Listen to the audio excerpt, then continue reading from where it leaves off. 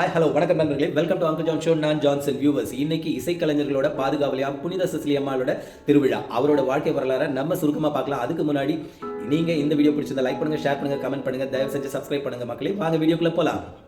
கிபி 64ஆம் ஆண்டு முதல் 313ஆம் ஆண்டு வரை ரோம பேரரசில் குறிப்பாக நேரோ, டொமினியன், டெசியஸ் மற்றும் டயோக்ளீஷியன் போன்ற பேரரசர்களின் காலத்தில் கிறிஸ்தவர்கள் தேச விரோதிகளாக குற்றம் சாட்டப்பட்டு மிக கடுமையாக துன்புறுத்தப்பட்டாங்க.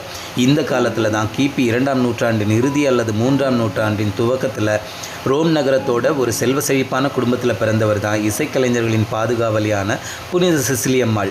இவரோட பிறப்பின் காலம் மற்றும் குடும்ப விவரங்கள் வரலாற்றில் தெளிவாக குறிப்பிடப்படவில்லை என்றாலும் கூட வாய்மொழி ஆதாரங்களோட அடிப்படையில் இவரை பற்றிய விவரங்கள் வரலாற்றில் காண முடிகிறதுங்க. நிறைய பேர் அவர் ஒரு இலக்கிய தொழில்முறை இசைக்கலைஞர்னு நினைக்கிறாங்க. ஆனால் வரலாற்றில் அவர் இசைக்கருவிகளை வாசித்ததற்கான நேரடி ஆதாரம் எதுவும் இல்லை. ஆனால் அவரோட மேம்பட்ட இசை புலமையால் இறைவனை பாடி துதித்ததால் தான் இசைக்கலைஞர்களின் பாதுகாவலர் ஆனார். கிபி 220 கிறிஸ்தவர் அல்லாத வலியேரியன் என்ற இளைஞரை திருமணம் செய்து கொண்டவர். திருமண நாள் இரவின் போது இயேசுவின் பால் அவருக்கு உள்ள ஈர்ப்பை எடுத்து கூறி தனது கணவரை சமாதானம் செய்து தன்னோட கன்னிமையை காத்தவர். பின்னாளில் கிபி 225 கணவரையும் அவரது சகோதரரான டிபூர்ஷியஸையும் கிறிஸ்தவத்துக்கு மாற்றினாருங்க.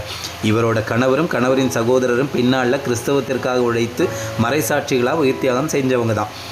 ரோம பேரரசர் அலெக்சாண்டர் செவரஸ் காலத்தில் கிபி 230ஆம் ஆண்டில் விக்கிரக வழிபாட்டை மறுத்து வேற்று மத தெய்வங்களை வணங்க மறுத்து கிறிஸ்தவங்களை பாதுகாத்ததால் ரோம பேரரசோட அல்மாஷியஸ் என்ற அதிகாரியால் தேச விரோதி என பழி சுமத்தப்பட்டு மரண தண்டனை விதிக்கப்பட்ட புனித சிசிலி அம்மாளை அவரோட வீட்டோட குளியல் அறையில் கொதிக்கும் நீராவில் அமுக்கி கொல்ல முயன்று எந்தவித தீக்காயமும் இல்லாமல் உயிரோடு இருந்தவரை 3 முறை கூர்மையான குருவாளால் தலையை வெட்டிய பின்னரும் 3 நாட்கள் உயிருடன் இருந்த புனித சிசிலி அம்மாள் இறைவனை துதித்தபடியே உயிர் தியாகம் செய்தாருங்க.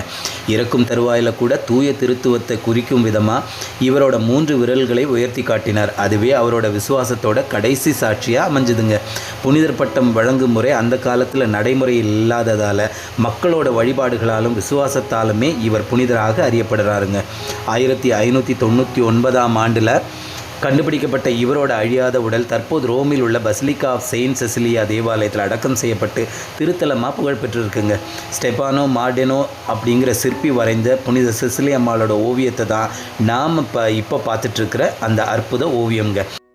இசையின் மூலம் இறைவனை துதித்து இசைக்கலைஞர்களோட பாதுகாவலியாக இந்த புனித சிசிலி அம்மாளோட வரலாறு ஒரு அதிசயம் தானுங்களே.